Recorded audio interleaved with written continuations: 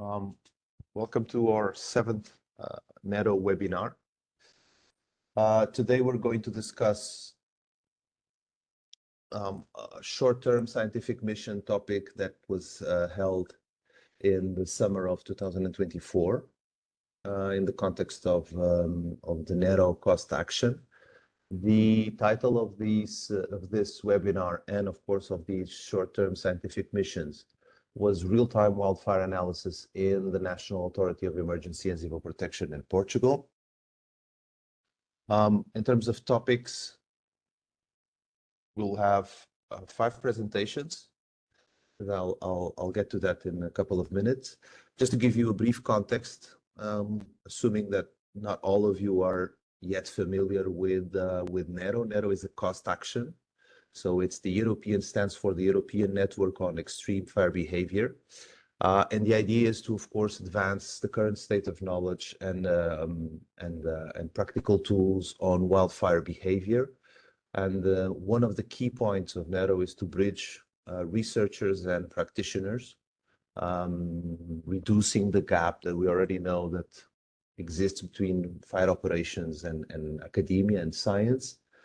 NERO is divided in 4 working groups. So work group 1, historical extreme wildfires.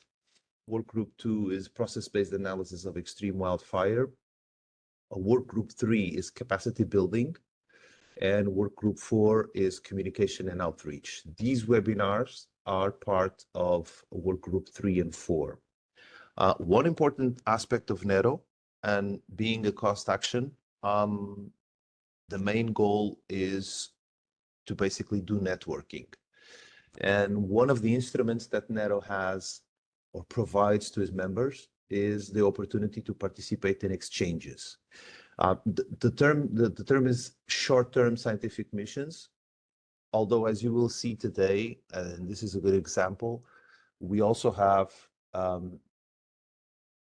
let's say, less scientific missions, more operational missions. So we can have practitioners from any part of Europe going to other practitioners, to the other fire operatives, or scientists going to fire operations members, or vice versa. So although the terminology is short-term scientific missions, the scope is broader than just science itself.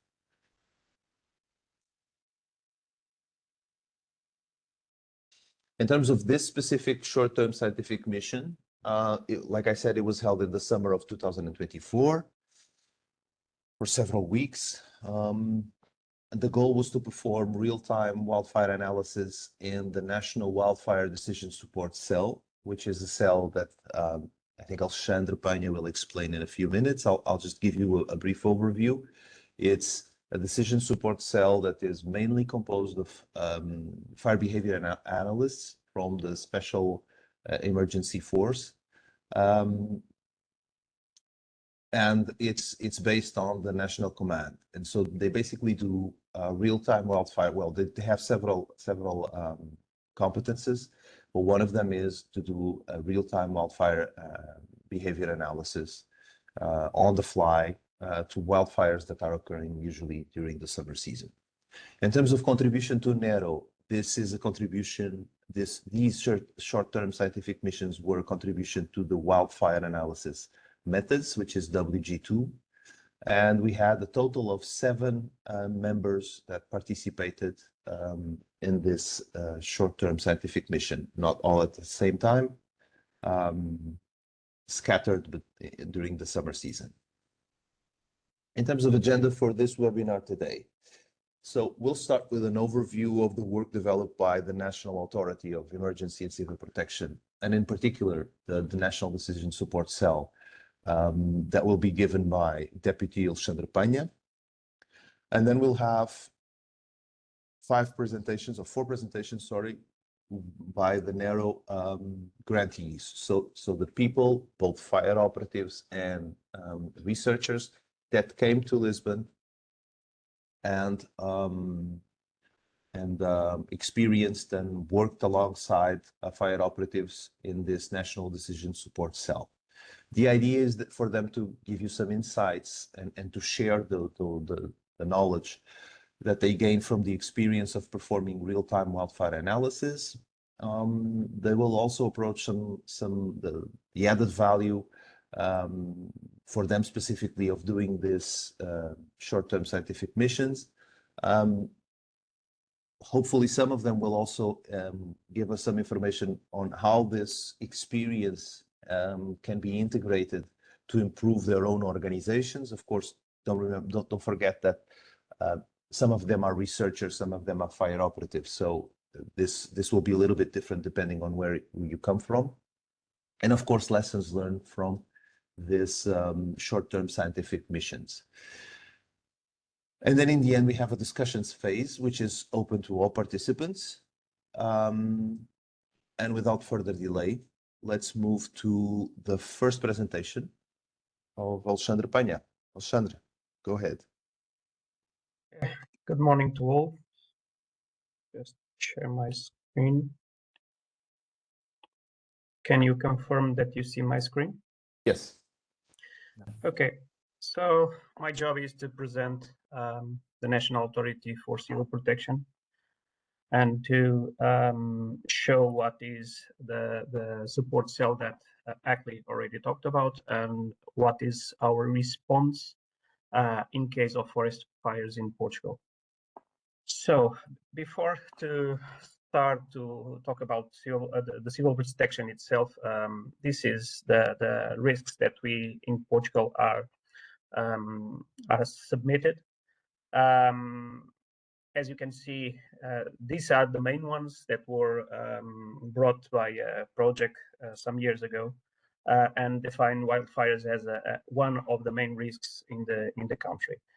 As you can see, in Portugal, we have an average of 1.5 million occurrences of civil protection by year, and is a trend that in the last 2 years are growing up. And in the case of the forest fires, the average of forest fires is above the 10,000 forest fires, and we had a decrease in the number of forest fires in the last years, even with the huge fires that we had in last September.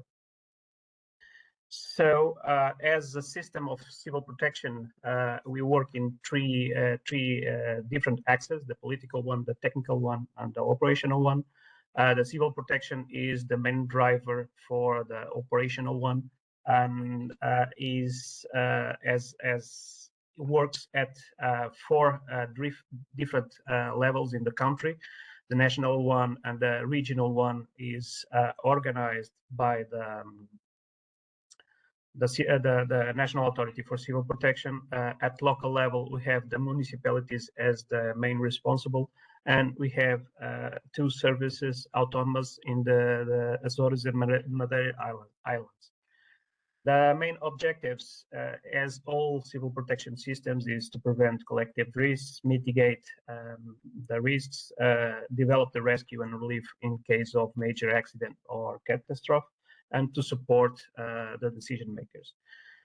In Portugal, we have this figure that is called civil protection agents, that are the entities that cooperate with us in case of major situation. The first ones, of course, are the firefighters, but the security forces, the armed forces, and the forest forces, forest service forces are the ones that aid us in the case of the forest fires.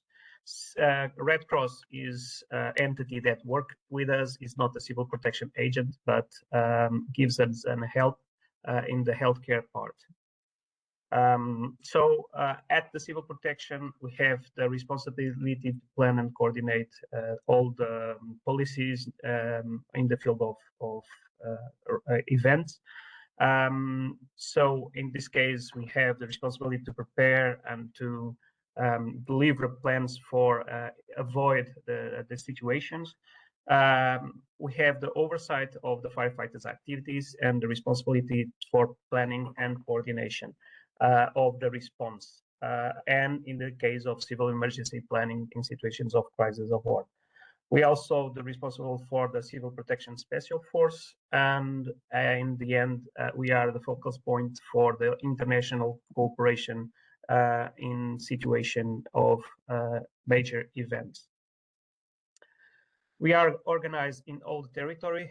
We have a structure of a presidency and several national directors, but in the case of the operational part, we have a national command subdivided in 5 regions and 24 sub-regions, with operation rooms in all of the sub-regions in the country that are 24. In the case of the forest fires, before the fire season, we prepare a national directive that gave us the main guidelines for respond in the case of fires. This directive is for all the entities that are working in the situation of fires, and we do an increment of the number of teams and personnel divided for the 5 different times of the fire season. On the Bravo time is all over the year. We don't focus only on the summer, but Charlie and Delta are the peak of the season, beginning in June and ending in September.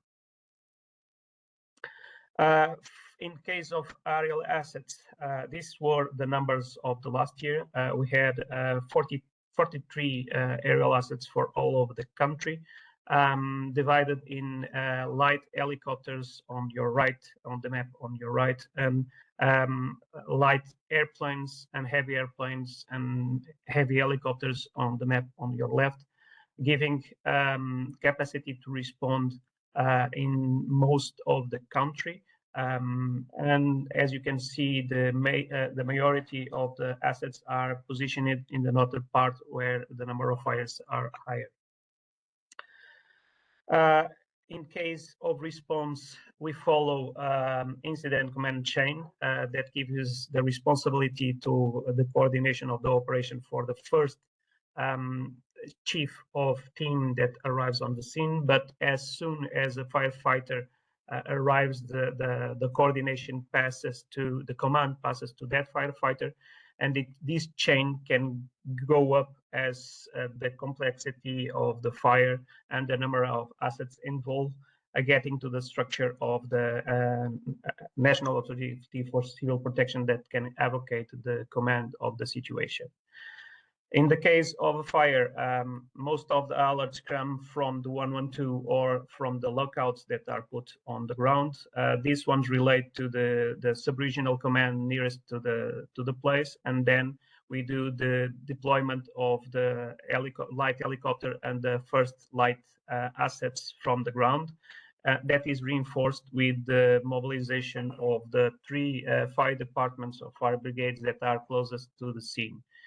And this initial attack develops until the 90 minutes of the occurrences. At that stage, we pass to extended attack, where we reinforce the assets on the ground with other fire departments and retrieve the helicopter and the initial attack assets to be able to be deployed in another situation as soon as it occurs. From 2017, 4 main strategic orientations were developed, and I'll only talk in the efficient risk management. And in this case, one of the things that was underlined was a need to have integration between the prevention and suppression, and have a new platform to support the decision making in all the involved in the forest fires, and to have a better way to command and control the events. For this, at our level, we developed the NADER, like Aklis says, is a cell that is operated for the guys from the Civil Protection Special Force, specifically the group of analysis and use of fire. And they have the responsibility to coordinate the aerial assets to analyze and interpret the wildfire behavior, anticipate fire the evolution and using simulation, and produce different products for the operational command to use in case of a huge operation. They work at these three levels: before, during, and after the fires. Before doing an analysis of the meteorology, seeing what are the tendencies for the incidents, and aiding the development of strategy at the national level. During the operations, they use simulation and other products to analyze the fire and to produce information for the on-site commander. And after they do the statistics, the lessons learned process, and prepare new instruments to be used. So the idea was to gather all the information that we have available, to analyze it, to synthesize it, and simplify it to be used at the different levels on the ground, specifically on the ground. So beginning on the recovery of information from the assets to the maintenance of the platforms, and on the end to aid the commanders on site. This is the main action that this cell has. All the work that is done is centered on the FEB monitorization application. That is a common application for all the civil protection agents, that gathers information on real time, integrated with geographical information prepared before, and coordinating it in another, giving information for the national, sub-regional, and regional levels, and to the operational commander on site. And this process is a cycle process, because they give us also information for prepared and to upgrade the products.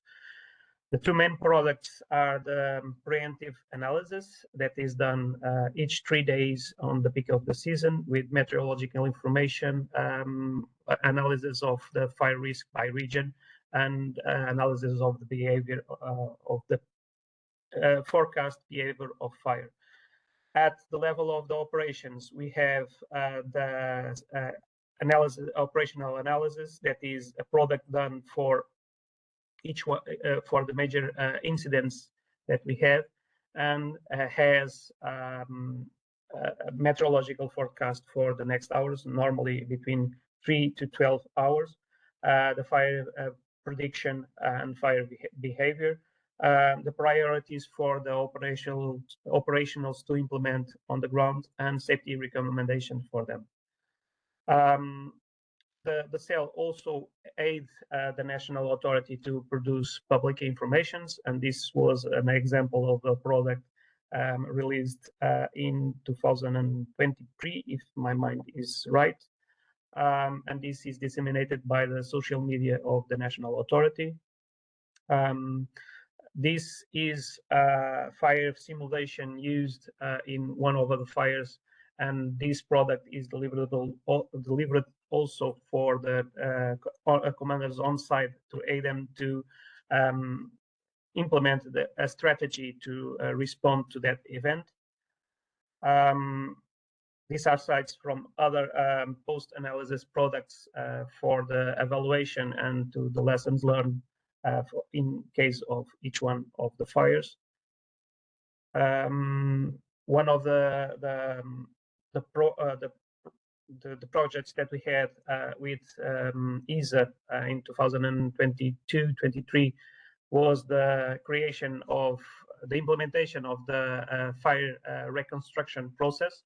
And the image that you see on your right is the progression of the fire of Serra da Estrela in 2023. And this work give a base for the construction of the Portuguese large wildfire spread dataset, that is open source data for the reconstruction of the fires, between large fires between 2015 and 2021, with the 81 major fires that we have on the country, with all the information that we could recover about them.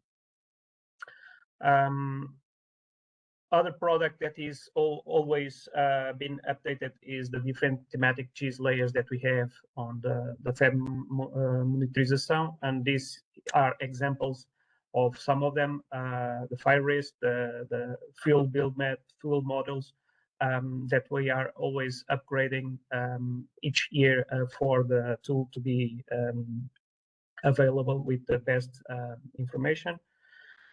And since 2018, we have the capacity to have two aircrafts to gather data on the site. It started with only with images, static images in RGB and with infrared. Later, it developed for having a capacity of streaming,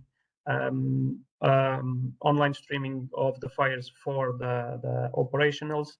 And in the last year, we implemented a sensor, a multispectral sensor on the airplane, and now we have the possibility to gather information in RGB, near infrared, and to have the possibility to swiftly create the perimeter of the fire and to have information to later on develop new products. And in a nutshell, that was what I have to say about the National Authority, and actually I pass the presentation to you. Thank you, Alexandre. Let's move to Kadir Kuşkuner, which is a researcher or a professor from the Karadeniz, sorry if I'm not pronouncing this well, Karadeniz Technical University in Turkey. So he was one of the grantees in Portugal during the summer of 2024. So go ahead, Kadir.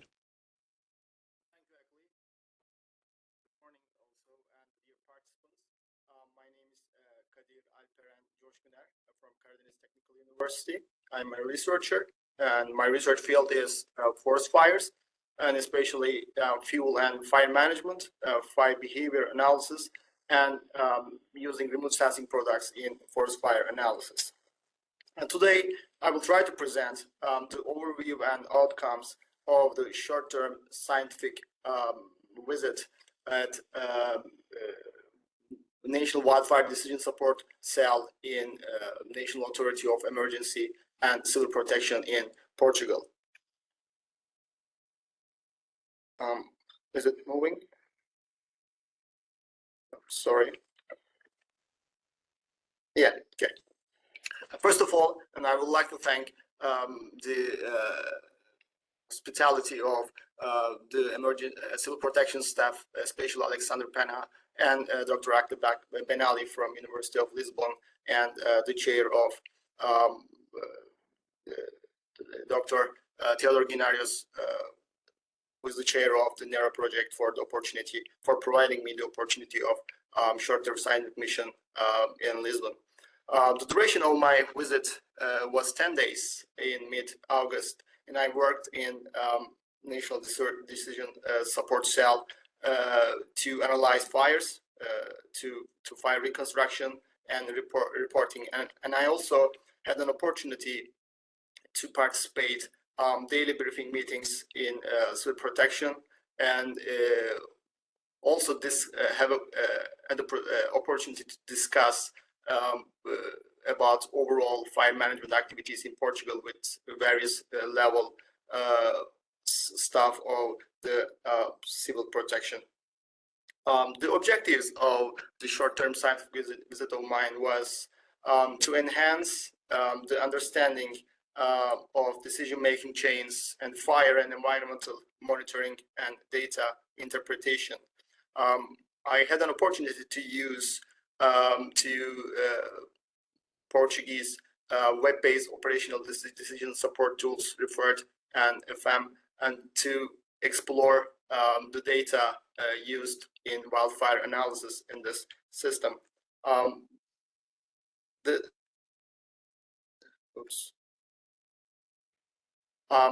The second objective was learn and practice the advanced methodologies in fire analysis and how to combine the different data sets and information to wildfire analysis, and I analyzed 2 fires in Portugal, and I had the chance to see the specific fire behavior and fuel characteristics, especially in the northern part of Portugal.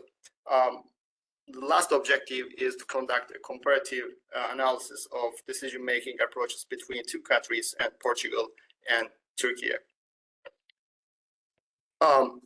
As Alexandra Panam mentioned in his presentation, the FM system, is decision support system, provides extensive information to fire managers in the fire management. But from the researcher perspective, I would like to mention the key data for fire progression analysis. The first one is the 5 points by field operatives. And the field operatives mark these points in the field to the system, and with the exact time and approximate location.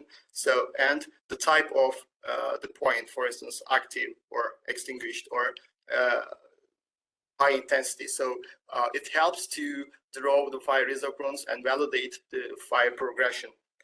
The second one is, I think, this is the field photos taken by field operatives, and this enables to analyze fire behavior analysis, because it has exact time and approximate location. So it's quite informative, I think. The third one is an aerial images and HERAC taken by planes or special helicopters. So it helps to draw especially fire parameters in the exact time, so to analyze fire rate of fire spread. The fourth one is I think this is the most important. This is georeferenced color and infrared aerial images during a fire. So a special plane scanned the burnt area and provides processable color and infrared aerial images. So the operators in decision support cell and operates processes this data easily with GIS software and draw the fire parameters and upload to the system, so the users can see the fire progression in the system.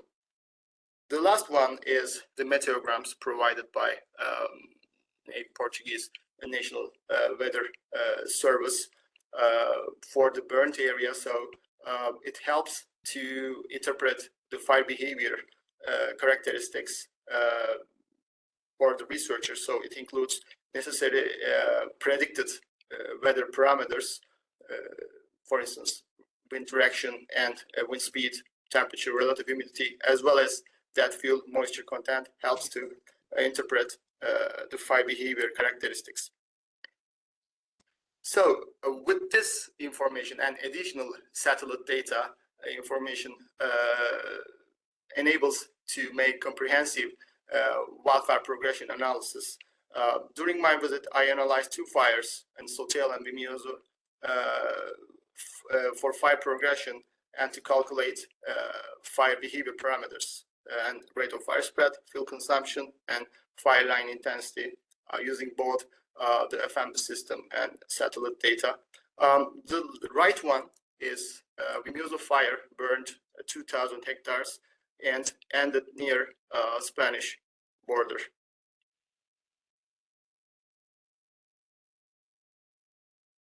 Yeah. Also, additional information helps to fire progression analysis is at this point the visible infrared imaging radiometer suite and called WIRS data helps to analyze the fire progression. And these WIRS provided by NASA fire information system, and it detects thermal anomalies and hotspots with spatial resolution 375 meters and temporal resolution twice daily. So it was quite informative. However, this product sometimes produce inaccurate results. So before to use this, directly use this into analysis, so it should be checked the attribute data of the VIIRS data. So especially fire radiative power, the higher ones are more safe, and the confidence level and nominal and high confidence level is safe, you can say. This is the most important thing for a fire researcher, is the reliable and up-to-date field information, especially analyzing fire behavior. So the lack of field models for a specific region, especially, is a common problem for researchers. So during my visit, I used the Portugal field models, generated both satellite data and field work to calculate fuel consumption in both fires. During my visit, and I learned that the fire reactivation is common in Portugal. Both analyzed fires were reactivated once initially controlled. For instance, Sotel fire occurred in mountainous region, the elevation nearly 800 meters. Before once initially controlled, the fire reactivate. The fire started at nearly 8 p.m. and initially controlled 0:30, but some active points remained. Some areas that the field operators and fire suppression teams could not easily access them. As you can see from the ARAC images, this is rocky areas. And then nearly 18 hours later, the fire reactivated. So we got this data from field operatives, and we validate this information from a product, from satellite product, UMETSAT fire radiative power pixel product. So this is quite informative, and it produces data at a 15 minutes interval, and the researchers can follow the fire radiative energy from this product.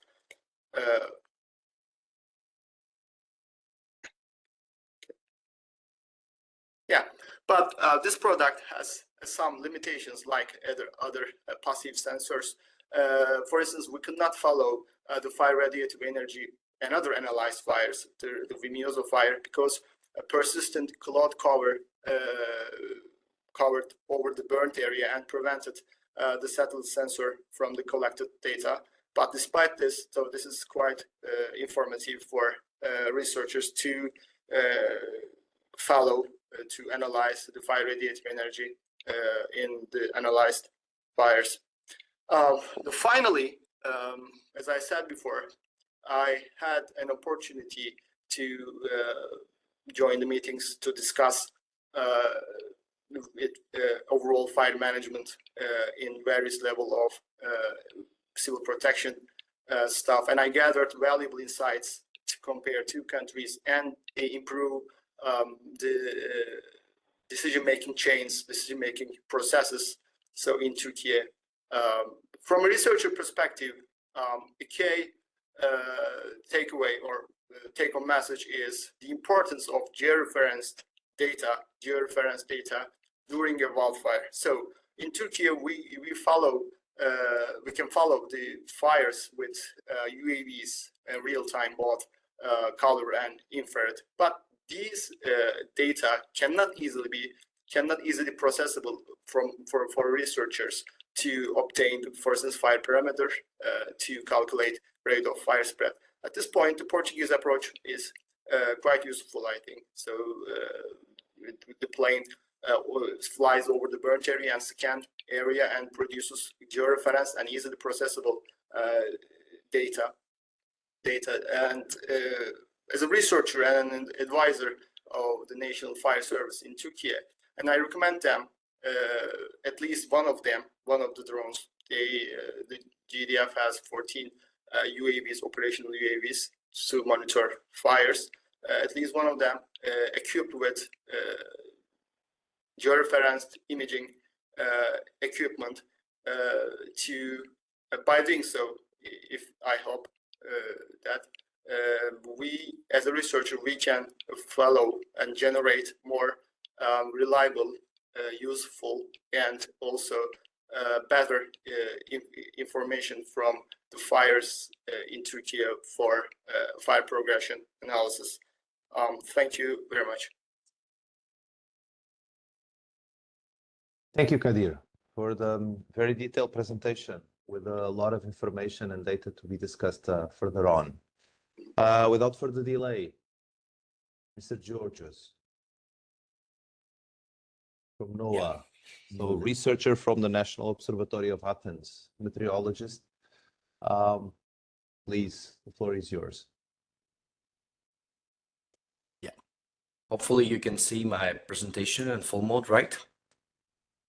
Great. Okay, so good morning also from my side. As Akla mentioned, I'm a researcher from the National Observatory of Athens in Greece. My background is in meteorology, atmospheric dynamics, and all that kind of stuff. And the recent years, the last 5 years, I've been working mostly on fire weather, mostly from the perspective of dynamics, and also looking on the cases when fires actually coupled with the atmosphere. The main motivation for this STSM was basically, as it's mentioned also here in the title, to try to test some diagnostics for forecasting pyroconvection potential in real-time wildfire analysis. Fortunately, during my visit period at the beginning of August of 2024, there were no significant fires in Portugal. So we didn't have to deal with some very big event. As Kadir already showed you, part of my work was also dealing with looking on previous fires and also the ongoing events during my visit. So at this point, I would like to thank once again everybody from the National Authority of Civil Protection for the great hospitality during my stay there.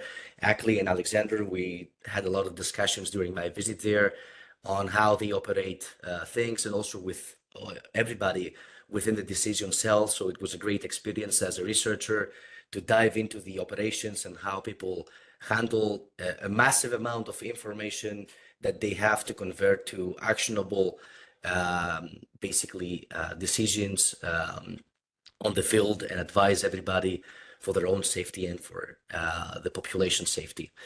So a few words about this STSM. Pretty much Kadir covered a lot of things already and had some nice pictures. I also took some nice pictures, but I forgot to drop them in the presentation. So a great part of this visit was also this whole exchange of knowledge and experiences from all the analysis that has been conducted within the decision support cell. Focus on the analysis procedures, both on preparedness and also in real-time analysis. I focused mostly on the fire weather intel that it's used for all this analysis, both for preparedness and also for real-time analysis, to have a look on the depth of information that it's used, and also the level of information that goes through the decisions. Fortunately, Kadir mentioned that the whole procedure is really nicely integrated with a lot of information, but just to briefly mention a small caveat that I noticed is actually the more like in-depth perspective of fire weather products, more specifically communicating specific fire behavior potentials or characteristics, which I find that this could be very helpful for the future to be included, either by having a pyrometeorologist involved in the decision-making cell, or having more specific products to support all these procedures. Another great thing about this STSM was also the participation in different national and international meetings and briefings regarding ongoing events or the status of the ongoing fire season back in August, and the expected danger for the coming days or weeks. involving different agencies, the IPMA, the Meteorological Service, also other services that deal with operations apart from the fire department, and the special unit that is dealing with forest fires. Another great meeting that I was able to attend, thanks to Alexander's invitation, was the European Commission Eco Wildfire meeting that gave me a great perspective on how this kind of interaction between the countries is working, and how the countries are actually collaborating to be prepared for the coming days or weeks. Kadir showed you a lot of great examples of fires that analyzed. This was one of the most interesting that I attempted to analyze, and we had a lot of discussions during the event about the incoming intel from the field, how they were supporting all the decision making on the field, the level of information that was flowing from the decision making cell to the field, all this kind of information, which is really great to be integrated in such a procedure. It gives you really great added value for not only for the real-time applications, but also for revisiting the whole procedure, for going back in time and evaluating not only the whole effectiveness of the process, but also understanding the drivers of the fire behavior on the field. Of course, the great advantage of such tools like this one that is already shown before is that you can have different sources of information from different parts of the fire front. So you can actually collect all this information, either images or aerial remote sensing, to go back in time and do the fire reconstruction and try to understand what happened in specific phases of the fire. As I mentioned, unfortunately, during my stay, we didn't have the chance to do a real-time analysis.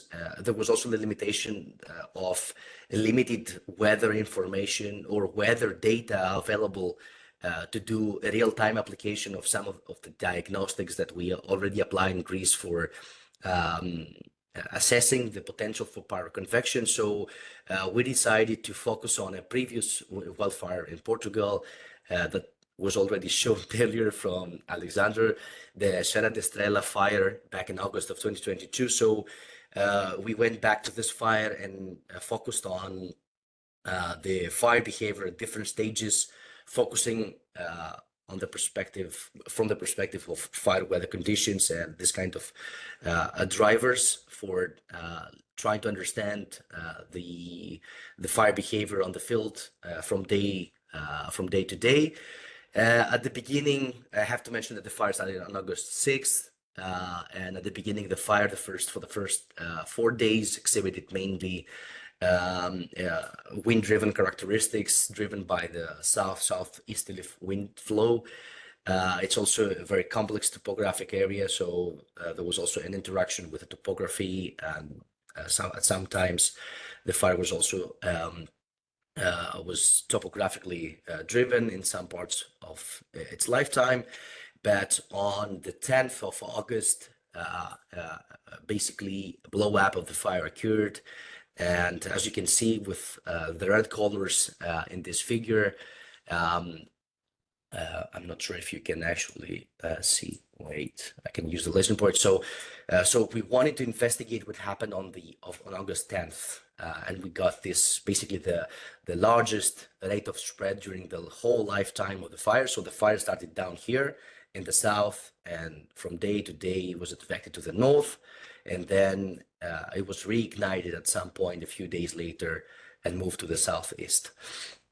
But we wanted to focus on the time that the fire exhibited the largest rate of spread on the 10th of August. The fire, of course, impacted more than 25,000 hectares. And as I mentioned, it had different phases, but this one was the most extreme one. So from the last satellite perspective, this is on the second day of the fire. You can see this southeasterly flow that was basically driving the fire to the northwest. We also have some cloud paths, as we call them, basically indicating the interns burning. However, the atmospheric conditions were not conducive for deep pyroconvection. So at this stage, the fire was still driven by the wind. However, on the 10th, as you can see here in the afternoon on the 10th of August, the fire basically exploded and developed a pyro cloud, deep one actually. From satellite retrievals, we estimated that it could be also a pyro CB for a brief time period, exhibiting very cold cloud tops. So looking on some visual evidence, I managed to find this picture from a nice report online, indicating probably the time that this fire was exhibiting the most intense behavior, the most extreme fire behavior, and it was coupled with the atmosphere. So here with the arrows, you can see the smoke plume, that it's basically not entirely vertically aligned, but it's slightly tilted. We can dive into this one later. And here you can see the condensation level, and on top of that, you have a deep pyro cloud. Here there are some indications that this is actually ice crystals up there. So for a brief time period, this could be a pyro CB, although I haven't looked into lightning data to verify that if there was lightning produced from this fire. So looking on the large-scale perspective, here we look on the large-scale dynamics over the Atlantic region. So here we have the North Atlantic, here is Portugal.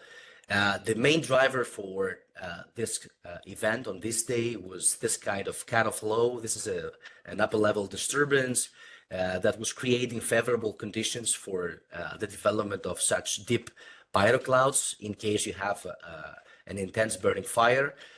So basically, this disturbance was also changing the vertical structure of the atmosphere up to 10,000 meters, allowing for upward motions. Apart from that, over the region of the fire, instability was developed, mostly elevated, allowing elevated convection. We will dive into this later. And another key ingredient for this kind of event, and of course all this kind of events, is the existence of an advection of moisture plume over the area of the fire that basically is the key for allowing a deep cloud to form and also to be persistent. And this kind of supplying of moisture also makes the cloud to be sustained by processes within the cloud due to latent heating that makes the air parcels to be more buoyant and be more persistent. So in a sense, it helps to maintain the whole process, apart from the intense burning in the lower troposphere and the conditions down there. Then going from the top to bottom, looking on the vertical structure of the atmosphere, unfortunately, we didn't have high resolution data from the original models, like AROM, that's operated by IPMA. So we use the reanalysis products. Of course, it's not ideal. This could be just to verify the larger scale conditions over the area of the fire. And indeed, we find actually this kind of favorable thermodynamic environment typical for the development of pyroconvection, which is also typical for the development of high-based convection. So as soon as you have something triggering to air to go up there and reaches the condensation level, and of course the mid-troposphere, then we have all the conditions to be there as soon as we have also this moisture supplying in the mid-troposphere. So looking on the vertical structure of the atmosphere, we've identified some very important aspects which are related to the wind shear. So this is very important so that your smoke plume is not tilted, so that you can have the maximum coupling with the mid-troposphere, so that this hot air masses from the fire, the ash, the smoke plume is vertically aligned in a sense. And this also requires to have a very deep, deep, hot and dry mixed layer. In this case, it's not that extreme, so that we don't have this kind of typical inverted V profile, but at least we have some conditions that are met there. We have relative hot and dry conditions to sustain intense burning in the field. At the same time, we have advection of moisture in the mid-troposphere up to 3,000 meters, which is important, as we mentioned earlier. And the low wind shear also directional, so the wind is not changing direction as you go up in the atmosphere. This is also important for this vertical alignment of the plume. So all these conditions actually are met in this case. Another important aspect that has not been studied extensively, and I can explain why it has not been studied extensively, it's also the amount of moisture in the atmosphere that is basically used during the process of latent heating. So the amount of moisture that you have as soon as you have the cloud formation is very important for this maintenance. However, we're very uncertain about the quantities of all these ingredients because there are not so many cases to create bulk statistics from all these inputs. So, and this drives basically the motivation for something way larger than just studying this case, which is also part of, which could be part also of the ongoing activities of Working Group 2, dealing with investigating previous case studies and gaining more insights. So for the future reference and basically motivated by previous work that has been done and also this case, within NERO, the idea is to launch an initiative to create the first European inventory of paraconvection. And that, of course, includes the development of a detection methodology that is already applied in other parts of the world. So we can create an automatic procedure that can help us to identify these cases now that we have better remote sensing capabilities with all these different satellites, geostationary and polar orbit satellites. And of course, this initiative will support already existing inventories that mainly involve cases from North America and Australia. As I already mentioned, this case will be probably ingested into the broader scale study that we will conduct within NERO about previous case studies. Events basically that there was an unexpected fire behavior, probably. Of course, I have to mention that this case, we didn't have something unexpected because the predictability of this pattern and the conditions, it was well predicted 5 days in advance. So as soon as basically the fire started, if the fire was already active, we knew that there was this kind of potential window, that these conditions would be very favorable for paraconvection. And this will also benefit for other ongoing work that we also plan to further do in the future about the development and evaluation of paraconvective diagnostics, to improve also the communication of all these diagnostics to people that do decision making, to make them more easily communicated. So this is another thing that we discussed a lot during this STSM about ways to find the perfect language to talk about this complicated topic, which already has a lot of entities involved. So communication barrier is another thing I believe in some cases. So we have to work also into this direction. And I will not waste more time from this great meeting. Thank you all. Thank you, George. Very insightful presentation. Thank you for that. Let me just give a heads up to the next presenters.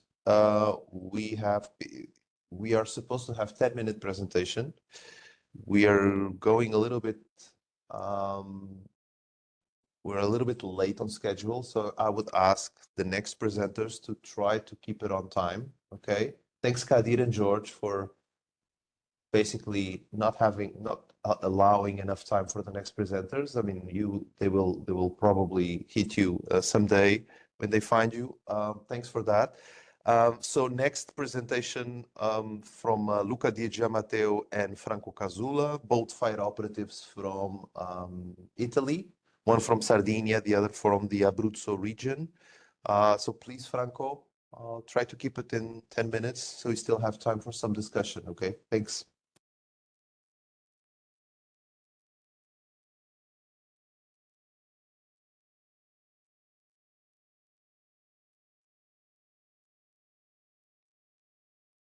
We can't hear you, Franco. If you're talking, we can't hear you.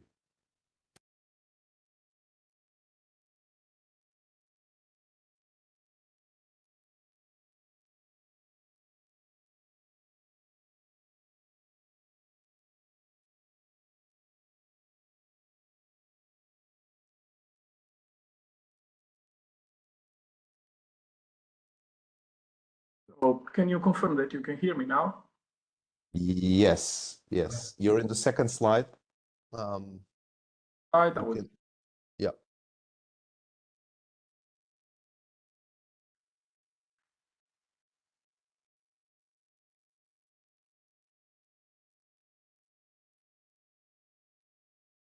Now you can see this. Okay, this is the first one. Just a presentation. I'm Franco Casula. I am an environmental engineer. I continue studying PhD on meteorology applied to wildfire, domain in which I work. I've been working since 2007.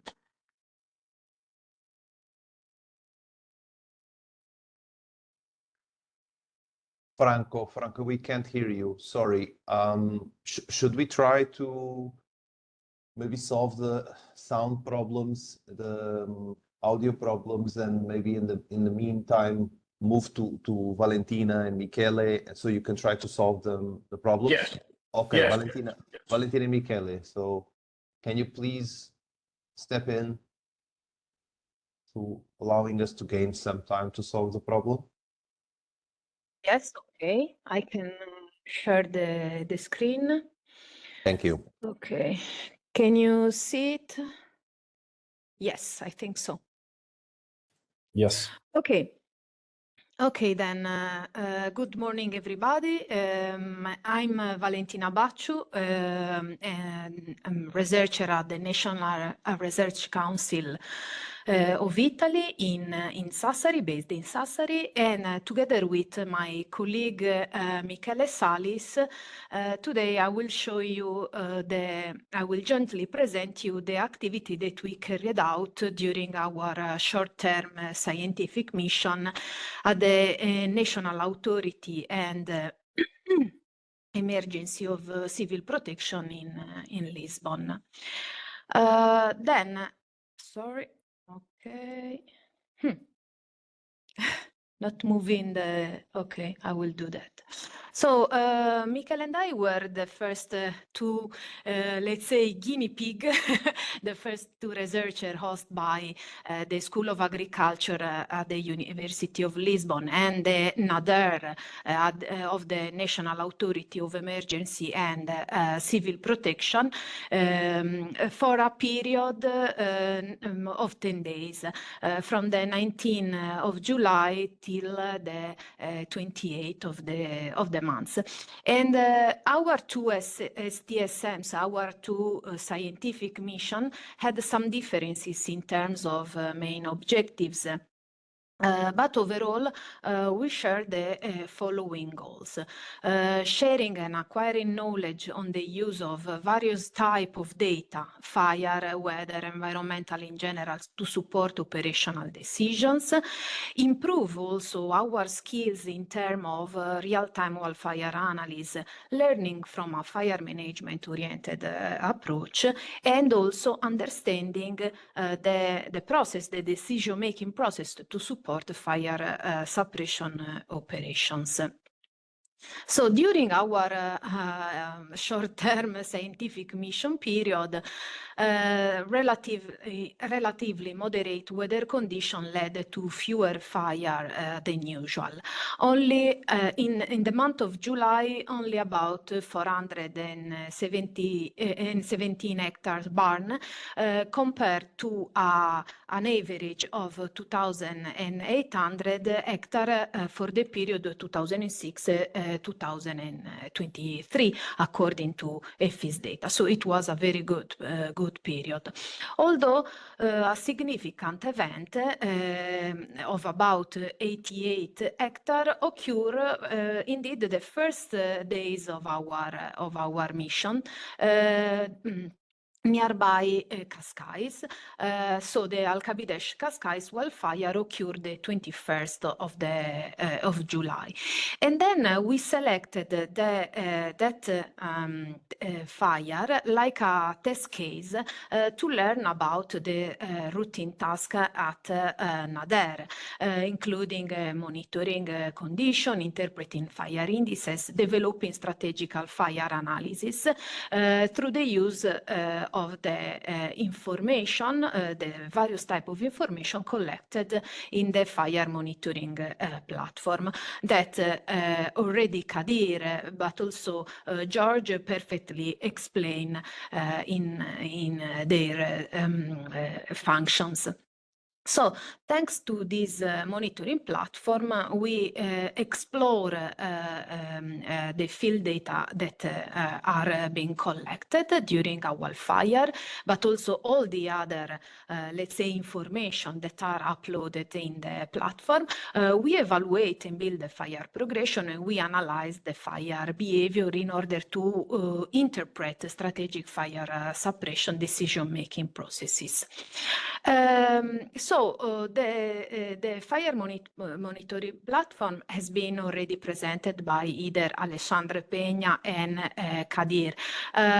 We saw this platform that incorporates a web GIS, different type of weather and fire data sets, including, for example, fire indices from the Portuguese Weather Service, the development of an operative strategic analysis with a forecast window of 3 days, but also different types of airborne and data uploaded in real time, or different type of ground data collected by the fire personnel, including photo, videos, but also polygon that delineate the burned area at the time of the data acquisition. So in the first days, we basically, if you can see my my cursor, we basically familiarized with these two aspects. In particular with the assessment, update, and also release of the operative strategic analysis. This document is based on wind, temperature, humidity, precipitation maps, tables, and data, let's say, provided by the Portuguese Weather Service. And the Nader wildfire analyst experts describe this information plus the fire indices provided by the IPMA in terms of meteorological and potential fire behavior context at either the national and the district level.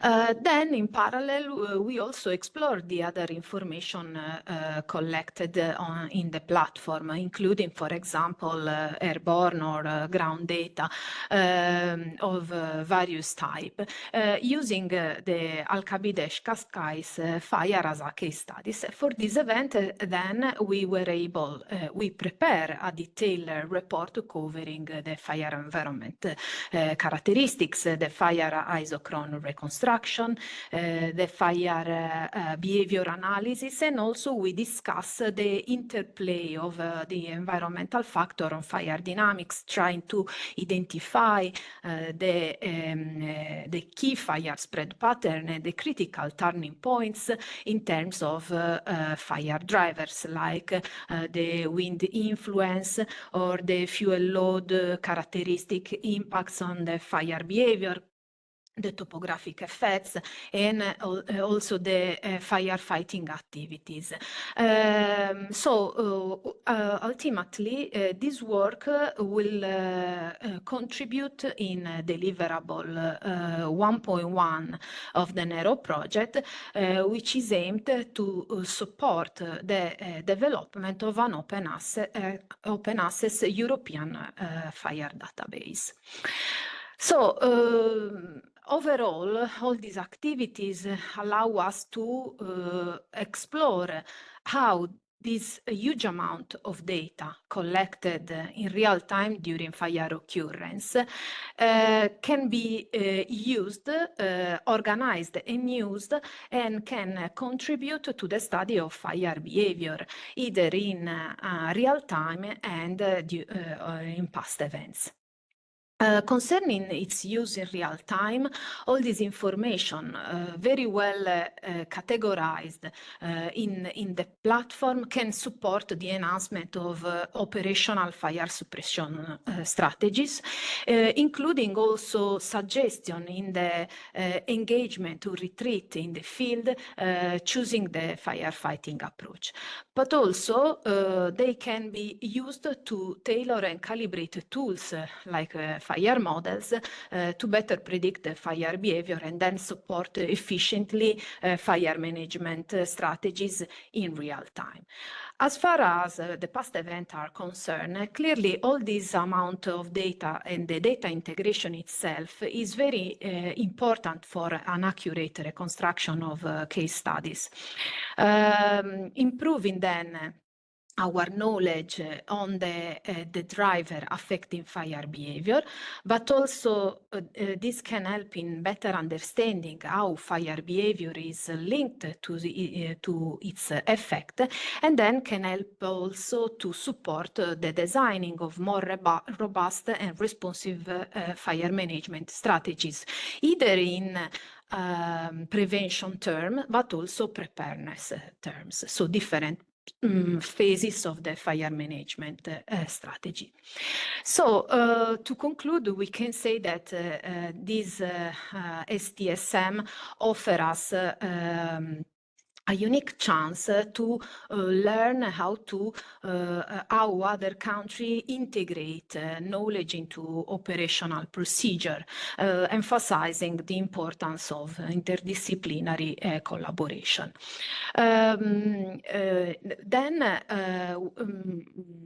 The STSM also highlight the importance of analyzing fire indices and characterizing them for different level of different scale, let's say, but also for different temporal scale, because continuously updating this information based on the weather forecasting, the responder can develop, can have a clear understanding of the expected fire propagation and behavior in each area, thus enhancing preparedness and decision making.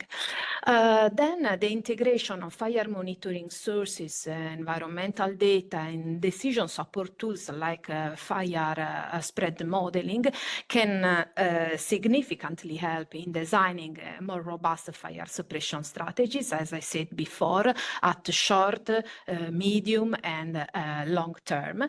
And in the end, the organization of this huge amount of data in a monitoring platform allow to better quality, higher quality of fire data. So, and this can lead to have more reliable fire behavior reconstruction, and then improving our knowledge on fire dynamics and triggering drivers in order to be prepared in the different phase of fire management. So finally, I would like just to thank once again, first of all, the construction for founding our STSMs, but in particular the NADER cell at the National Authority of Emergency and Civil Protection and the School of Agriculture of the University of Lisbon for hosting us for those 10 days. Thanks. Thank you, Valentina. Michele, do you want to add something to Valentina's presentation? Well, Valentina summarized very well the key points, and I would like to thank you all for this opportunity we had for visiting the Nadir group and to learn from from your approaches. So I don't have nothing else to add. Thank you, Michele. Franco, can we test if now it's possible for you to present? Hear me now? Can you hear me better? Let's see. So far, so good. No, but no. Sorry. No. There are some flaws in the sound. We're going to move to Edwin. Check your phone. I'm in contact with you by phone. Okay, Edwin, can you step in? Hopefully you can hear me. Yes, we do. Perfect. I'll try to share the screen. I think you can see the screen right now, is it? Yes. Perfect. Thanks. So I'm going to present from a little bit of different perspective because the previous presentations were a lot focused on research, and I'm not really a researcher, although I have some background in research, but I'm more of an operational a firefighter, wildfire tactical advisor, and we are working on a fire behavior analyst team in the Netherlands. And from that perspective, it was an amazing opportunity to join the ANEPS for this STSM. So first, let me say again, thank you to Alexander and all the other colleagues who were very friendly and kind to help us guide the way towards maybe implementing kind of a system that is working perfectly in Portugal for Dutch situation. And as I saw with all the participants in this meeting, there are a lot of colleagues also from Northern or Northwestern European countries. So maybe this presentation will help you a little bit guiding the information you need to make your own team of behavior analysts, fire behavior analysts, or something like that. So I'll try to keep it short, and if you have any additional questions, please ask me in the discussion. I hope the sheet will move. Yeah.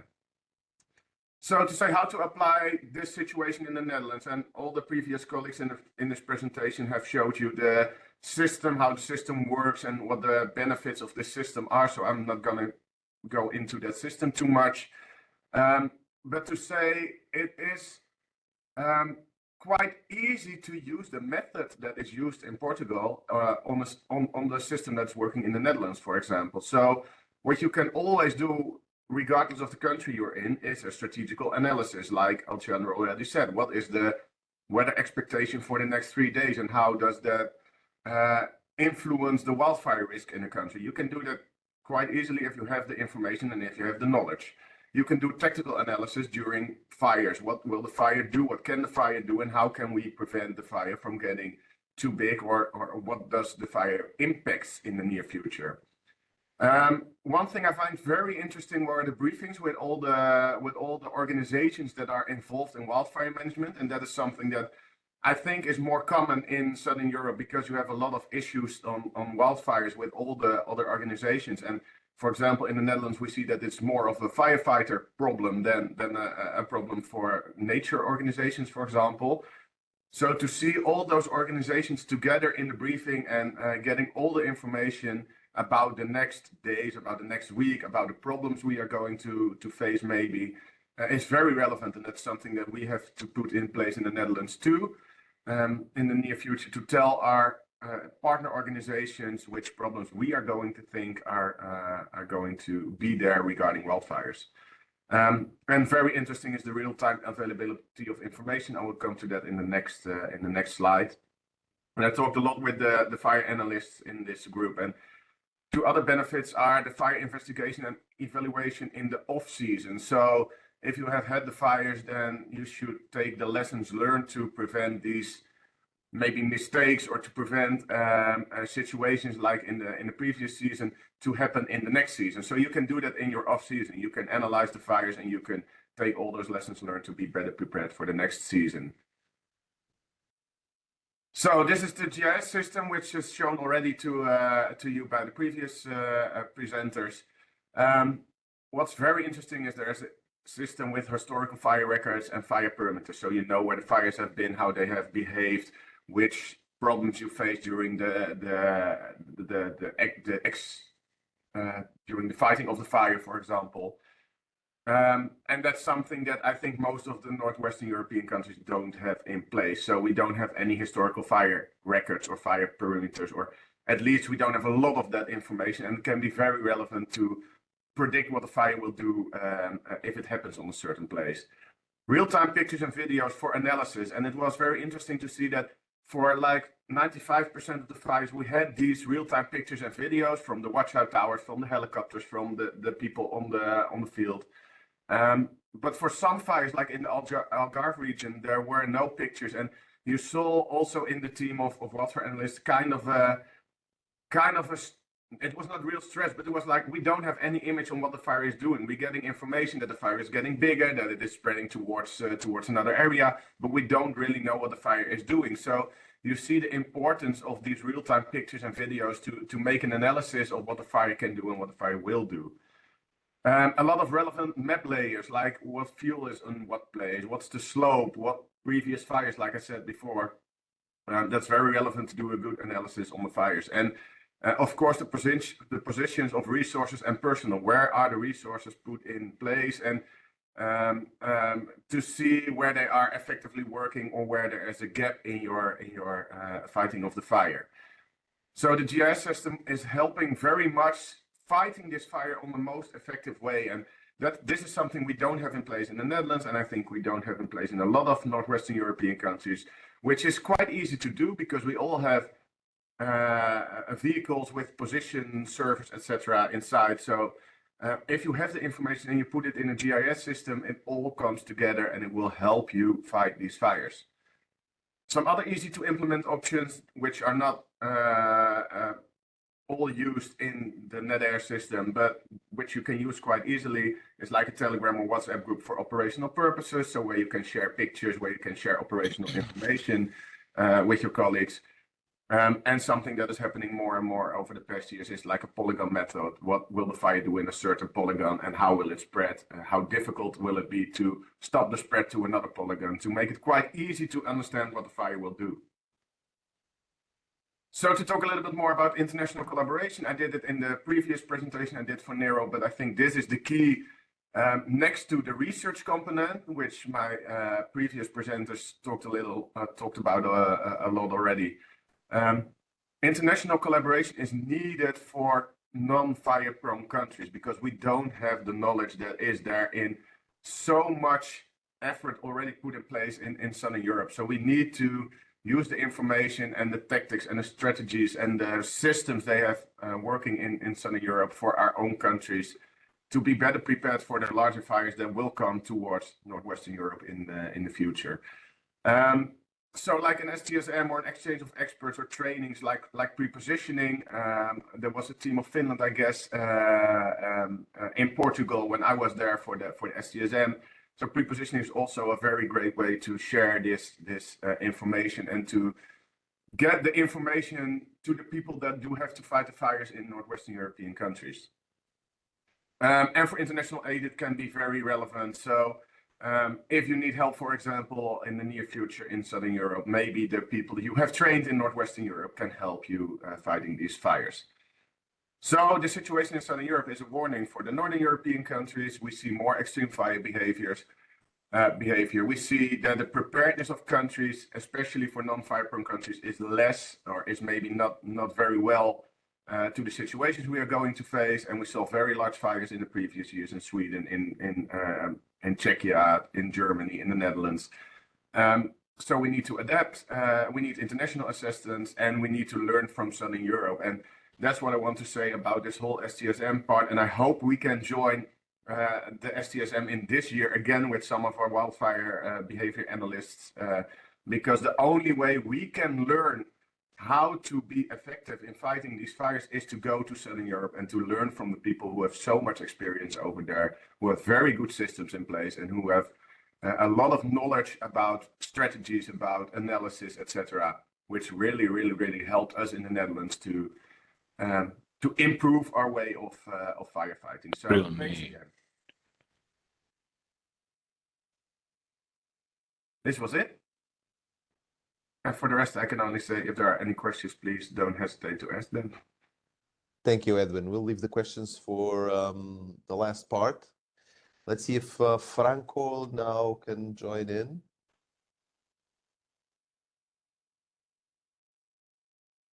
No, Franco? You're muted, Franco. Your cell phone is muted. Wait. You have to unmute yourself, Franco.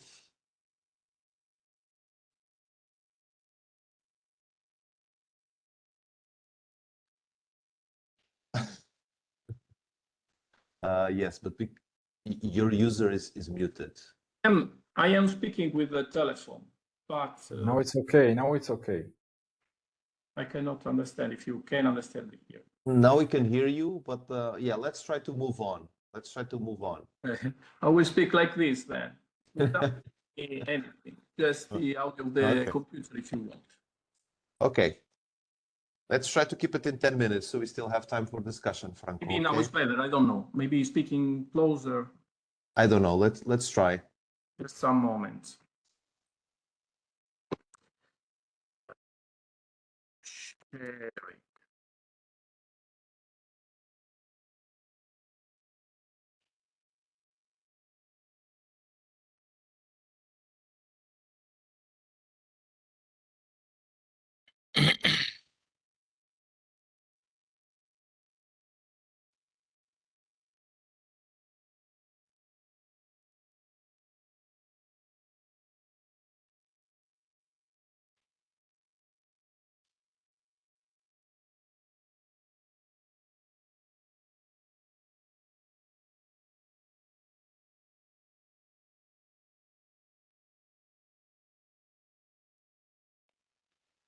You now see my presentation. Can you now see my screen and listen to me? Yes. Okay, sorry for this inconvenience. So maybe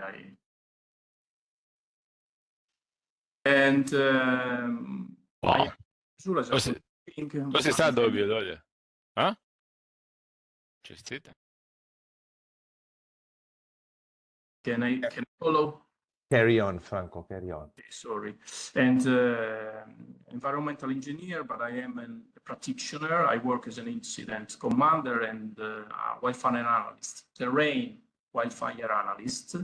And I had the opportunity in the framework of NERO to spend 2 weeks in the incident room of National Authority of Civil Protection in Portugal, where I could work together with in-room wildfire analysts and appreciate these potentialities. During my stage there, I reconstruct the fire of Freixo de Espada Cinta, that is in the northwest of Portugal. I'm just presenting rapidly what happened, just to speak of the system. The other person already presented. And just thank you to the National Authority Civil Protection and to the ISA, Institute of Agriculture of Lisbon. Rapidly, we have just 10 minutes. So the fire started in the red dot, then towards west, and then opened towards north, and just went towards north. We reconstruct the fire using the multispectral auto-scanning of the aerial AVRAC service. This is a very good resource that I appreciated very much. All the images are taken from the platform, so the credits went to the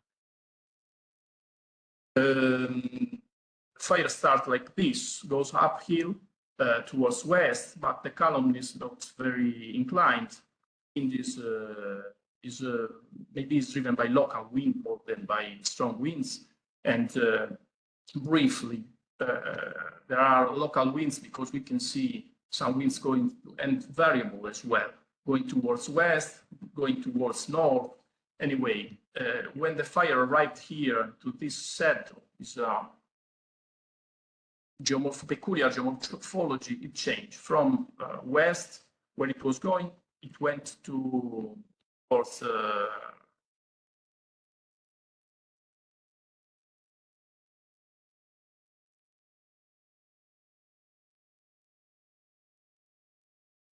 towards north, as we said. These are the various phases. We can see sometimes the wind is blowing towards west, sometimes it's blowing towards north, but the local geomorphology conditioned a lot the progression. And for us, as operative, I mean, as an operative, was very useful. This is the growth, not very fast. Because the growth rate and the rate of spread under than 1 kilometer per hour, but on the shrubs that were burned, it means also intense fire. But what was very interesting for me was this series of 4 infrared images in which we can see 2 belts on the same side of a valley that are burning, and it is 4:22 p.m., 23 almost, and 8 minutes. You can see that the two burning belts got in touch, so they called each other, and there was a very strong acceleration of rate of spread, so intensity of. This is just a fast reconstruction. We passed from a rate of spread of 10, 12 meters per minute to 4 or 5 times more. So who was here 200 meters from the fire in just a few minutes was invaded, was the damage. This is what is very important to document for us, the operatives, because it's usually when it is unexpected that the fire does the major damages. And this is just to see the potential of having this data on the side of operational report. Then data are many. Yeah, I just put the local fire history. It's very interesting because this fire, you can see here in the left part of the screen, was started in the same place as the one that happened in 2024. And as you can see, the first part, the first propagation corresponds very well. And then, in this case, in 2003, the wind switched, and so it went towards west. But it means that there is a repetition, and we can study it very well. As well,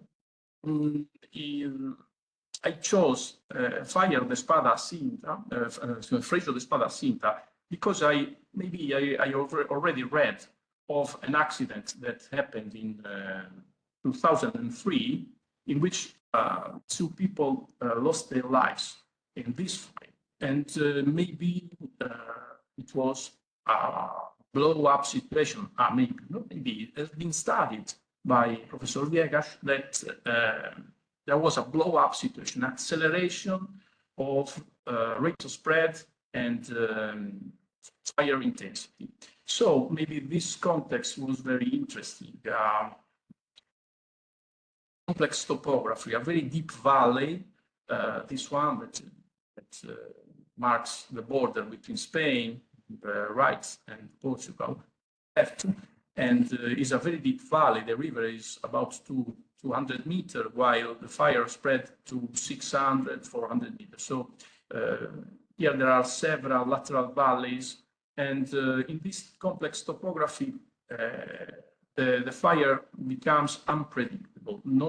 Its propagation is not obvious. It's not very clearly readable immediately. For instance, it went towards the saddle, going towards north, and then it didn't open. Not so obvious, I mean. And then these are all the things, all the resources that we had in the platform. I call them the right magic click, because with the right click appear so many resources that I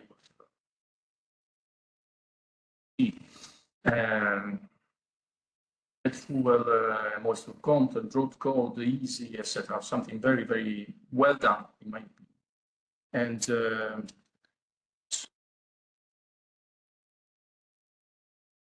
part of the resources.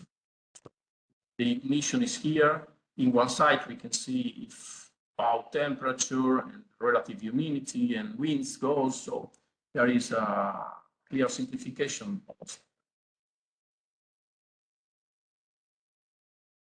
And then we also explored the cloud top because it was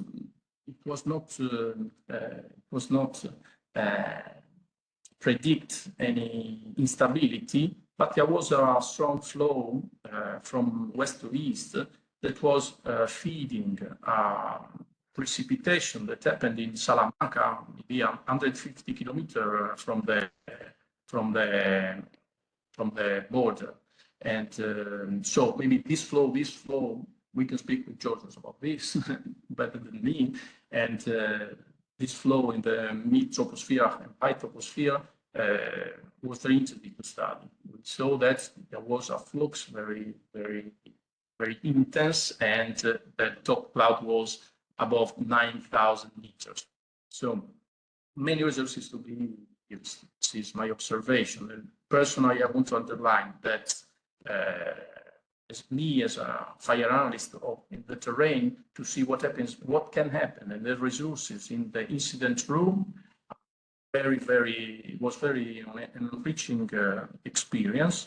And also I saw that with the platform we can provide very useful information for the and for this reason, I point out that is a very wise choice to take the in-room fire analyst among people that have an experience of fire and that can directly communicate with the wildfire. This is what I prepared. Luca wanted to had to be here, but had a problem, so I just share some thoughts that he had about our experience. He works in Abruzzo. It's one of the 20 regions in Italy where we have 21 autonomous fire apparatus. So in Abruzzo, they are going to implement something similar to what have been implemented in Lisbon. And so we can say that the best practice is spreading. And in Sardinia, we are planning to host one of the person that contribute to construct this Portuguese system. So to take advantage of what other places have developed. This is for me in Sardinia. No in-room fire analysts, many terrain fire analysts, but not in-room fire analysts, is something that we must implement. This is what I feel as a practitioner that is a very important point for us, and a great announcement for our future. That's it. Thank you, Franco. So I would open the floor for questions, if there are any. To give some time to the participants to put questions on chat, or if you want, just raise your hand and we can start the discussion. I would just like to point one or two aspects that I forgot to mention in the beginning and that are relevant. The first point is that I want to thank personally the authority, the National Authority for Emergency and Civil Protection. They've been extremely kind and open to these new experiences. So basically opening the door to strangers that come from other places in Europe. We haven't seen many organizations doing that. So a big thank you for them, and of course to Alexandre personally, but to the authority as a whole. also to the national commander and the president that were very kind and very good hosts. I'd like also to encourage other institutions to do the same. We have NERO that can support these kind of exchanges, and that's I think an important achievement of the cost action. This is also part of a collaboration that has been put on the field with the University of Lisbon, where I work at, which is also, I think, a good example of collaboration between practitioners and researchers. Also something that I strongly encourage to happen in other countries. I think it has been a good experience for both sides. Correct me if I'm wrong, Alshan. And then just a brief note, as maybe some of you have heard, that we had very large fires in the summer. All of the STSMs were during, let's say, the very mild phase of the summer. So once Franco was the last one to leave, and once Franco left, we had the biggest fires, basically. So 2 days afterwards, we start having big fires, and then we had 3-4 days in September. So Franco left, I think, in the 5th of September, I believe, and the first missions were at the end of July, beginning of August. So it was a very calm phase, but then in September, things got a little bit more complicated. So in the sense, you're not seeing in these presentations the worst fires that happened in the summer of 2024. That's the reason why. It's because we can't really control everything. Anyway, I think they learned a lot from being in Lisbon. And well, let me see if we have any questions. Not really. So I can add some questions. Now, okay, Domingos Viegas, please, Professor, go ahead. Okay, thank you, Atli. First of all, I'd like to thank you for this initiative and to congratulate all the speakers for their presentations. I have many comments to make, but I'll ask a question to Georgios about his interesting initiative of this database on pyroconvection. I think it's a very important topic that we are looking more and more in very large fires, the development of these structures. But I'd like to ask you a question. In your opinion, what is the relationship between these structures and the behavior of the fire on the ground, let's say? Are they the consequence of fire? That's my opinion. Or do they have also some influence on the development of the fire in some cases? In other words, what can we learn from better understanding these pyroconvective processes about the fire behavior on the ground? Thanks. Thanks, Domingos, for the question. Regarding the pyroconvection initiative, I fully agree that it's a very important aspect for improving our understanding in the future and make it one step further ahead. Regarding your question, I'm not sure if I fully understand, but are you referring to what extent this coupling impacts the fire front, the rate of spread, and all that kind of things?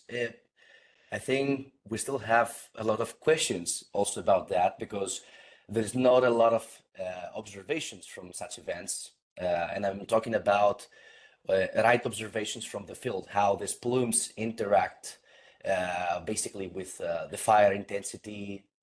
So all this kind of process, it's still very unknown, I would say, in the sense that we don't have a clear perspective of this coupling.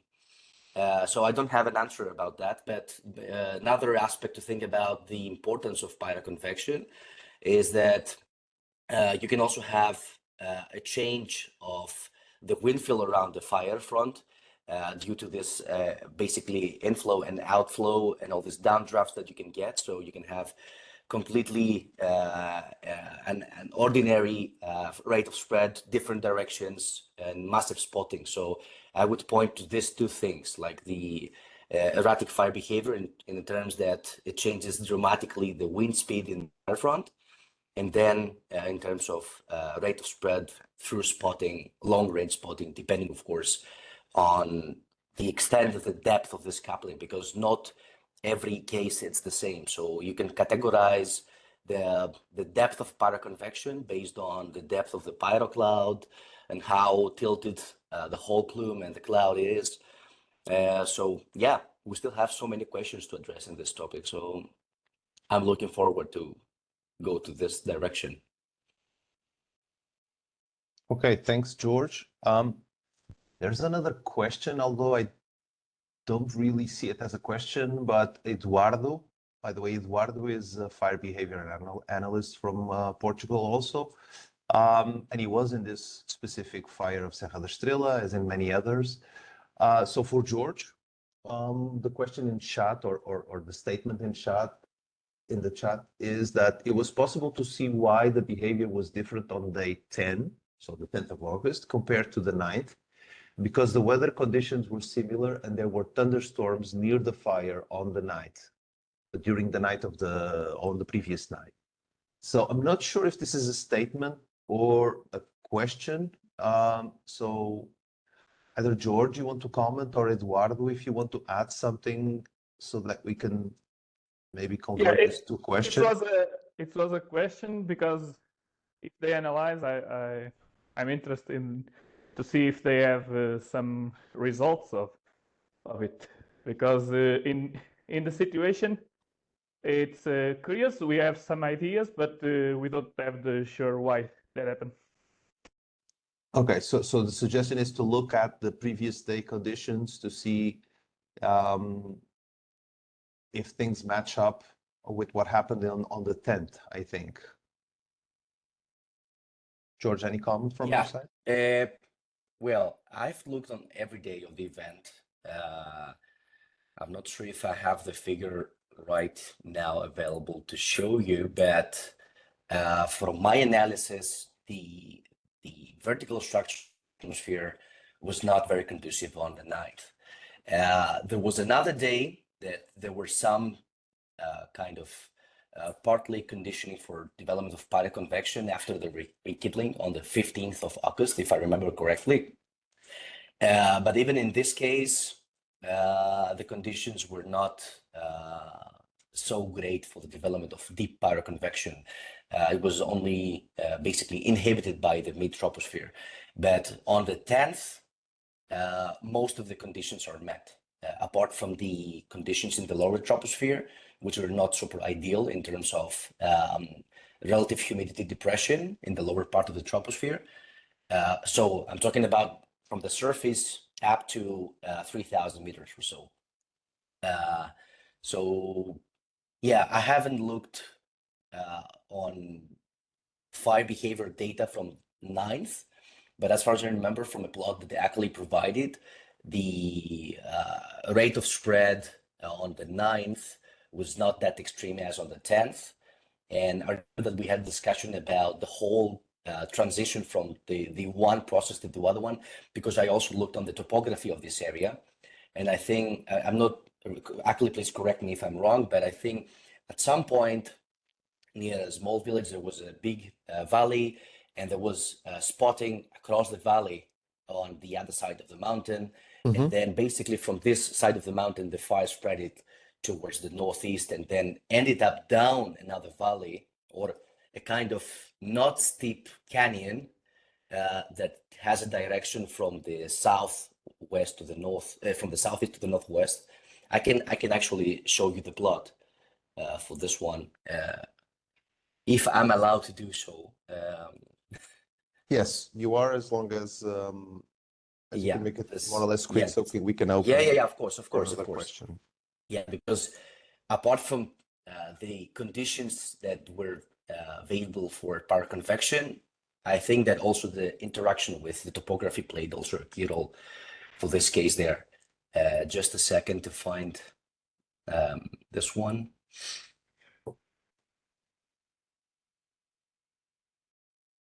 So when while you search for that, I can add some comment. Yeah, just a second. Yeah, I will open the presentation. Sorry for that. No problem. Let me open the pointer so that I can show you in which area I'm referring to. So the fire, basically, it's a speck that's spotted over there and then spread it towards the north down this valley. So this is a long valley down there. And in a sense, the largest rate of spread occurred along this line during the paraconvective event, along this small valley. So I also suspect that there was also a kind of interaction with the topography there during this event. So we cannot attribute everything to just a single factor. It's just like one additional thing to consider. Yeah. So, sorry, Eduardo, please. No problem. So we conclude for our experience, our analysis, that in the 9, the fire front from in the morning was totally different. We have a very small fire line active at this morning, and in different conditions of the topography also. But in the 10, we have three different places with fire activity, then could have some joint in that valley in the early afternoon. So for what I see, that day was the time that the pyroconvection was stronger, between 12, 13, 14 hours. Yeah. Yeah, I think the interaction of the different fire fronts could also help to have that fire behavior.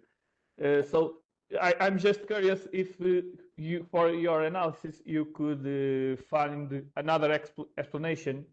But yeah, we think that was the main driver for the difference between the 9 and the 10. Yeah, thanks for the input. I mean, as soon as we try to move forward, because this is a preliminary analysis, as soon as we decide that we will move forward with deeper analysis, I'm more than glad to get everybody's input on this case and understand what happened there. So, I mean, you know better what happened with the fire front, so I don't have this view. I was just looking only on the atmospheric drivers of the event, and it seems that this time of the day, when the fire front was in exactly this area, the conditions actually were very favorable for such a development. So it could be also like a coincidence that you get the perfect alignment of this kind of factors: topography, structure of fire front, and atmospheric conditions. So, of course. Yeah. Thanks. Thanks for the input. Yeah. I'm looking forward to discuss that with you and other Yeah, things. sure. Let's get in contact about this one. Thanks a lot, Eduardo. Thank you. Great. Actually, sorry for it. No worries. That was very insightful. So any other questions, or should I put a question to the participants or to the presenters? Sorry.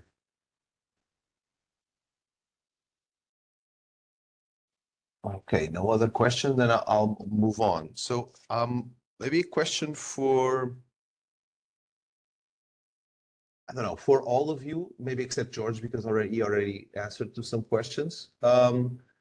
So in your view, and I would like you to take your experience from what you had, from your experience in Lisbon, but also the experience that you have in your own countries, how far away is research from practice?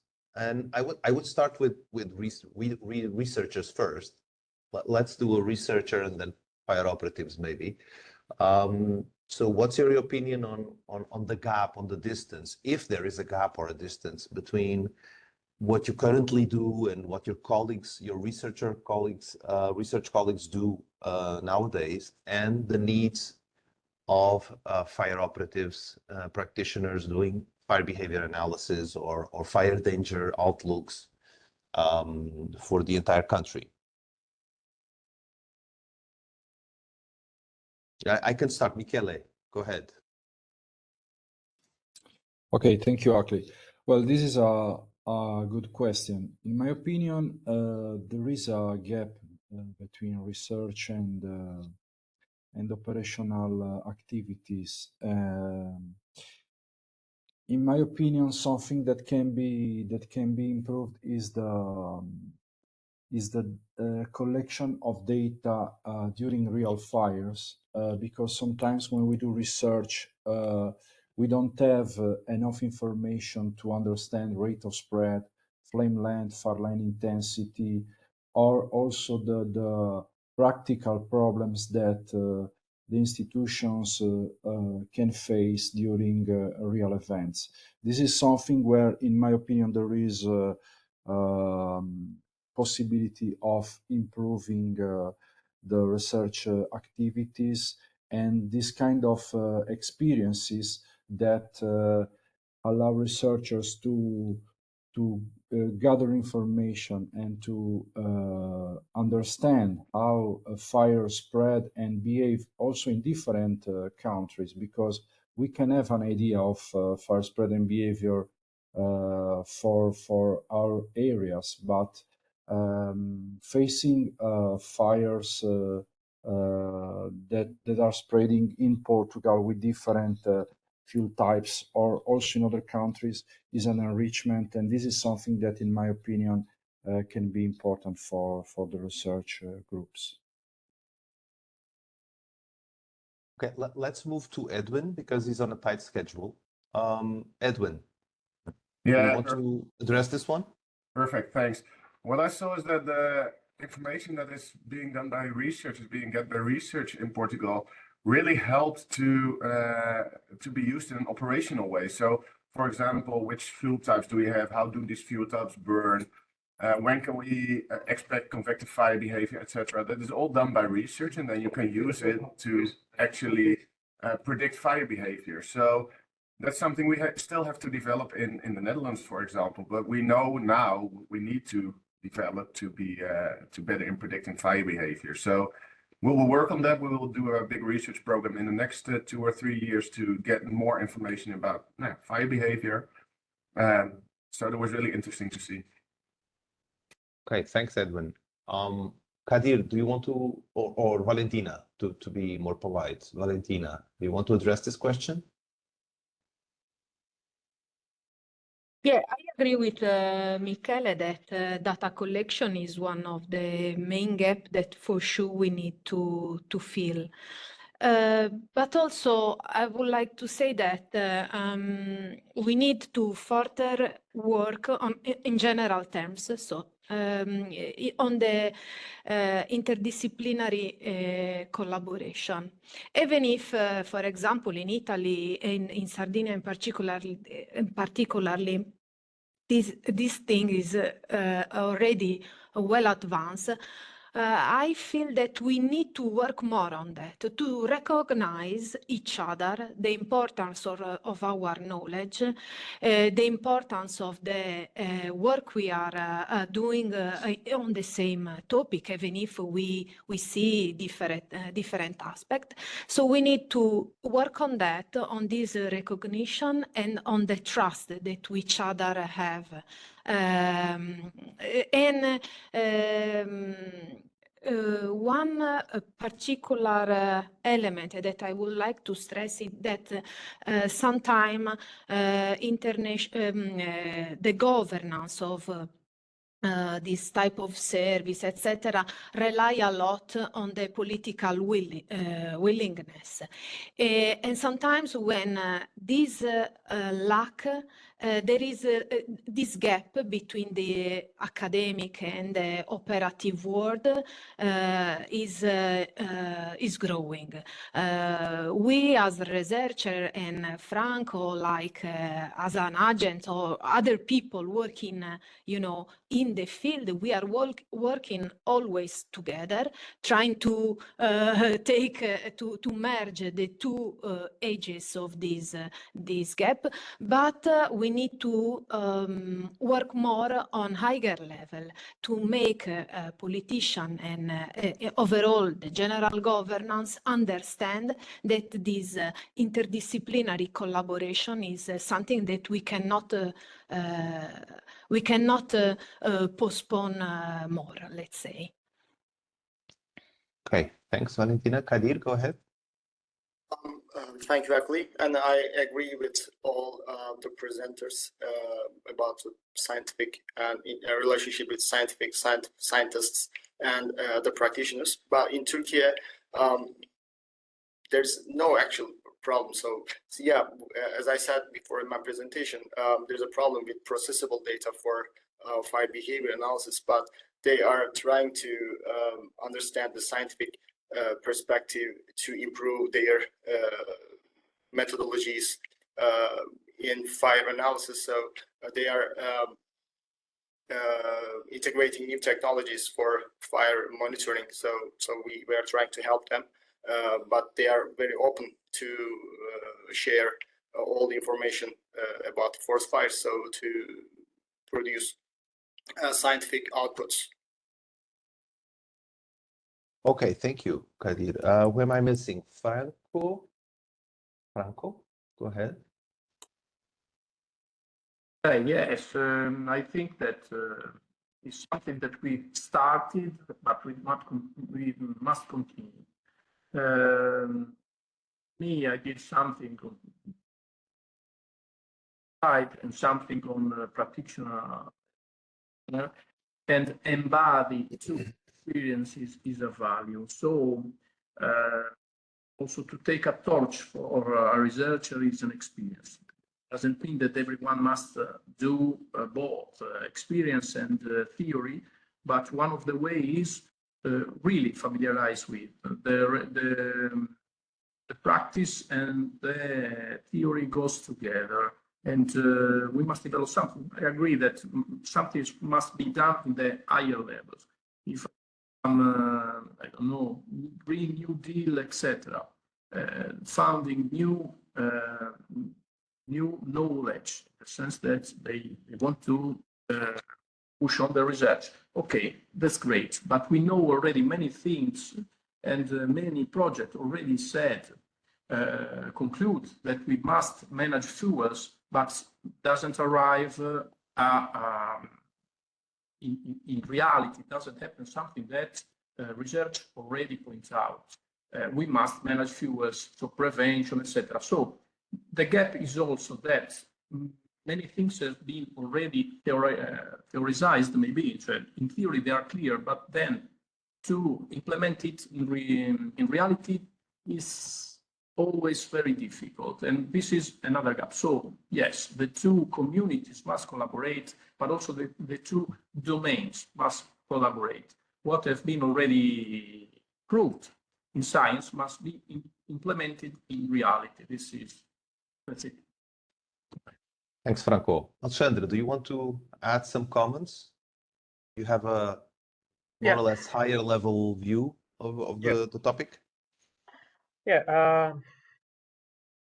One of the things for the side of the practitioners to implement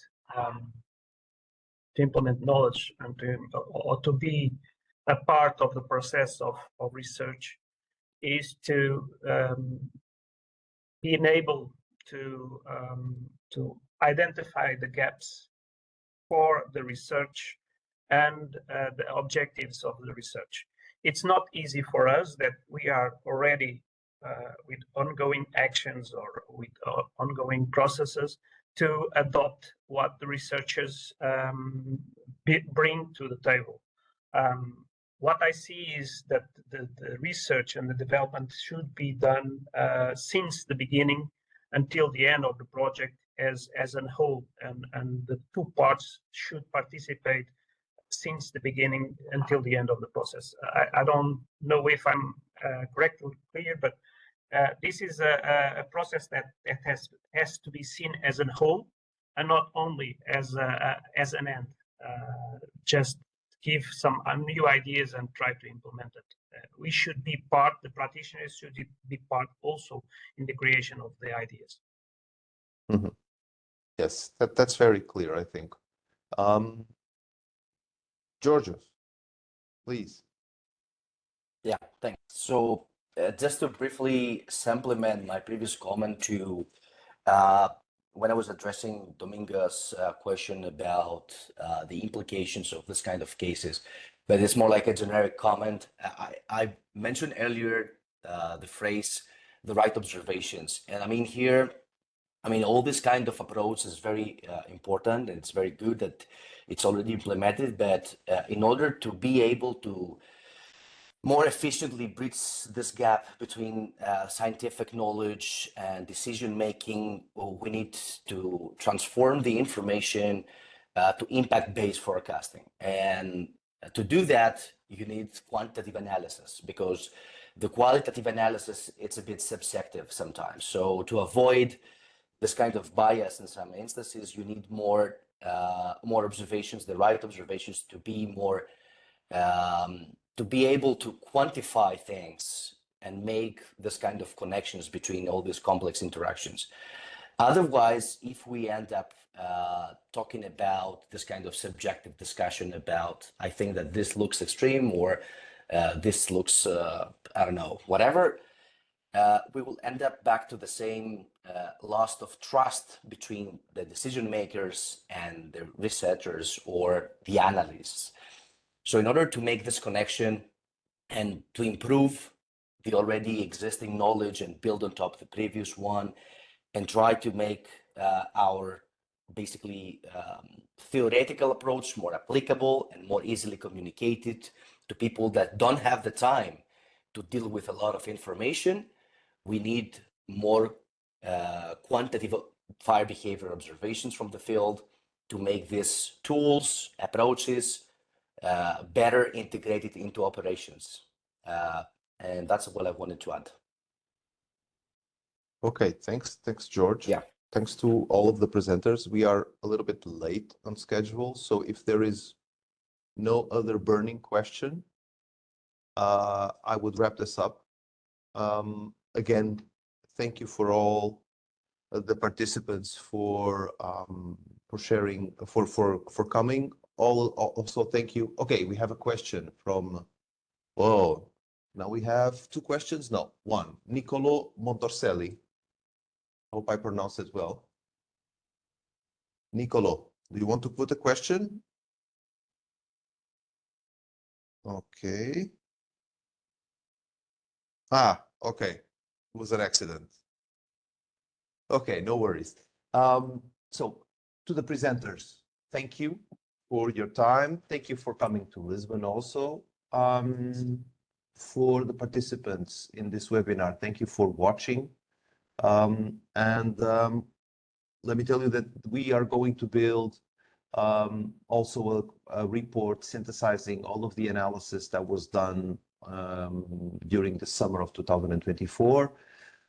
And hopefully will be out in the next months as an output or an outcome of NERO.